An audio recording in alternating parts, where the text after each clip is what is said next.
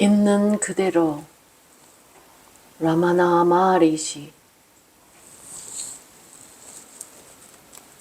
머릿말. 전 896년 16살이었던 한 소녀는 가족의 품을 떠나 발걸음을 떼기 시작했다. 소녀는 내면에서 일어나는 어떤 충동에 사로잡혀 남인도의 성산이자 순례지인 아루나찰라를 향해 걸음을 옮겼다. 그곳에 도착하자마자 소녀는 지니고 있던 돈과 소지품을 모두 던져버리고 자신이 새롭게 발견한 깨달음을 파고들며 몰입했다. 그것은 자신을 이루고 있는 참된 본성은 형태가 없으며 만물에 두루 편재하는 의식이라는 깨달음이었다. 소녀는 이 깨달음에 너무나도 몰두한 나머지 자기 몸이나 외부 세계를 전혀 의식하지 못했다. 심지어 벌레가 다리를 파먹고 육체가 피폐해질 지경까지 먹고 마시는 것조차 잊어버리는 바람에 머리카락과 손톱은 다듬을 엄두조차 나지 않을 만큼 무성하게 자랐다. 그 상태로 2, 3년이 지나자 그의 몸은 서서히 정상으로 돌아오기 시작했다. 하지만 몸이 기능을 제대로 수행하기까지는 그 후로도 몇 년의 시간이 더 지나야 했다. 몸이 회복된 뒤에도 자신이 깨달음 자체라는 깨달음은 전혀 변하지 않았다. 그것은 소년의 일생 동안 빛을 잃지 않고 지속되었다. 인도식으로 표현하자면 나를 깨달은 것이다. 다시 말해 그는 개별적으로 분리된 것은 아무것도 없다는 것을 직접 체험하여 깨달았다. 우주의식은 시작이자 알미지만 삼라만상의 형태로 모습을 바꾸어 경험되며 우주라는 형태로 현현한다는 진리를 직접 체험하여 깨달은 것이다. 이런 깨달음은 대개 오랜 세월 동안 혹독한 수행을 해야만 비로소 성취할 수 있다. 하지만 그는 어떤 노력이나 열망 없이 그런 일이 일어났다. 인도 마두라이에 있는 삼촌집 2층 방에 홀로 있던 16살의 학생 벤카타라마는 갑자기 죽음에 대한 강렬한 공포에 휩싸였다. 그리고 몇 분 동안 실제로 죽음을 경험했다. 그때 그는 깨달았다. 자신의 참된 본성은 영원히 사라지지 않으며 육체나 마음, 개체성과는 아무런 상관이 없다는 것을. 물론 이와 비슷한 경험을 하는 사람들은 적지 않지만 그들의 경험은 대부분 일시적인 현상으로 끝나고 만다. 하지만 벤카타라마는 그 경험이 지속되었고 결코 사라지지 않았다. 그 후부터 벤카타라만에게는 개체적 인간으로 존재한다는 의식이 완전히 소멸되었고 다시는 그런 마음이 생기지 않았다.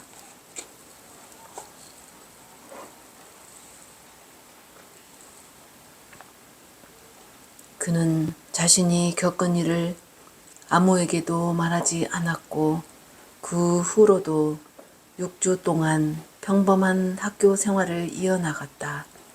그러나 시간이 흐를수록 아무 일도 없었던 것처럼 생활하는 데에 어려움을 겪기 시작했다. 마침내 6주가 끝나가던 어느 날 그는 가족을 등지고 성산 아루나찰라를 향해 걸음을 옮기기 시작했다. 벤카타라만이 아루나찰라산을 택한 것은 우연이 아니다.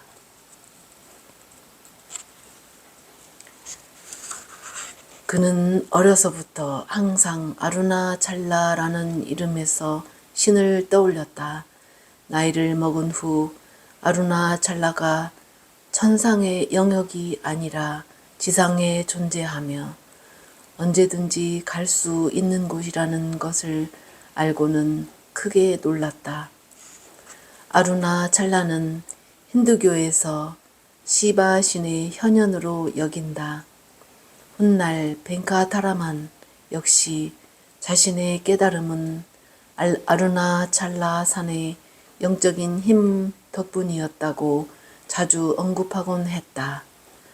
아루나찰라에 대한 벤카타라만의 사랑은 너무나도 지극했다. 1896년에 그곳에 처음 발을 디딘 후 1950년에 세상을 떠날 때까지 사람들이 아무리 간청해도 그 산에서 몇 킬로미터 이상을 벗어난 적이 없을 정도였다. 벤카타라만이 아루나찰라에 도착해 그곳에서 지낸 지 몇 년이 흘렀다. 그러자 내면의 깨달음이 자연스레 영적인 빛으로 뿜어져 나오기 시작했다. 그 빛에 이끌려 몇 명의 추종자들이 모여들었다. 그는 여전히 침묵을 지킨 채 침묵 속에서 가르침을 펼쳤다.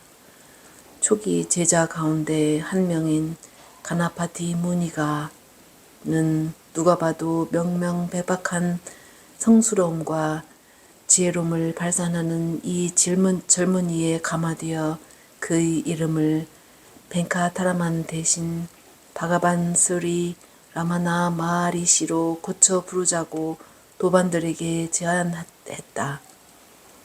바가반은 주 또는 신이라는 뜻, 스리는 인도에서 존경을 나타내는 존칭, 라마나는 벤카타라만의 약칭,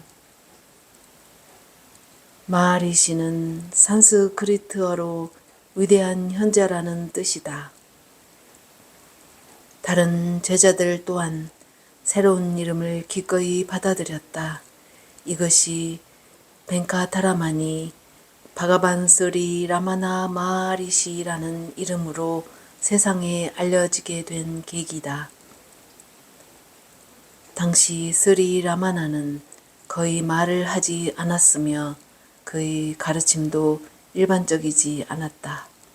그는 말 대신에 침묵에서 배어나오는 힘으로 가르침을 전했다. 침묵의 힘은 그 에너지에 공명하는 사람들의 마음을 고요하게 만들었고 심지어 침묵을 통해 스리 라마나의 평상시 마음자리를 직접 체험하는 사람도 있었다. 침묵을 통해 가르침을 받을 수 있는 사람들에게는 가장 효과적인 교수법이었던 셈이다.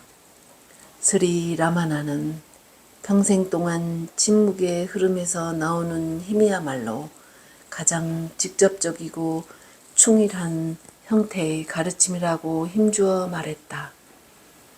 말로 전하는 가르침은 자신의 침묵을 이해하지 못하는 사람들을 위해서일 뿐이라고 일축함으로써 침묵을 통한 가르침의 중요성을 강조했다. 스리 라마나는 날이 갈수록 더 유명해졌다. 그를 따르는 수행 공동체는 점점 더 커졌으며 그를 보기 위해 방문객들이 구름대처럼 몰려들었다.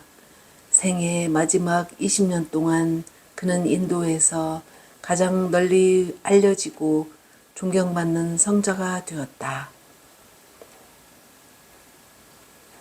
그를 찾아온 방문객들은 다양했다. 스리 라마나의 존재 자체에서 흘러나오는 평화의 힘에 매혹된 이도 있었고 수행자들을 지도하고 종교적인 가르침을 해석하는 그의 권위에 이끌린 사람도 있었다. 또 자신이 겪는 문제를 상담하고자 찾아오는 사람들도 많았다. 어떤 이유로 찾아왔든 스리 라마나를 대면한 대부분의 사람들은 그의 소탈함과 겸손함에 깊은 감명을 받았다. 그는 누구나 드나드는 공용 공간에서 먹고 자고 생활하면서 하루 24시간 내내 방문자들이 접견할 수 있도록 했다. 자신의 사유물이라고는 몸의 주요 부위를 가릴 수 있는 천 조각과 물주전자 그리고 지팡이가 전부였다. 많은 사람들이 그를 살아있는 신으로 숭배했지만 그는 자신을 특별하게 대우하는 것을 거부했다. 그래서 아시람의 모든 사람들에게 똑같이 주어지는 것이 아니면 절대 받아들이지 않았다. 오랜 세월 그는 다른 수행자들과 마찬가지로 공동 작업을 했으며 새벽 3시에 일어나 아시람에 머무는 사람들을 위해 식사 준비를 했다. 평등에 대한 그의 원칙은 가히 전설적이어서 엄청난 거물이든 평범하기 짝이 없는 농부든 구분하지 않았다.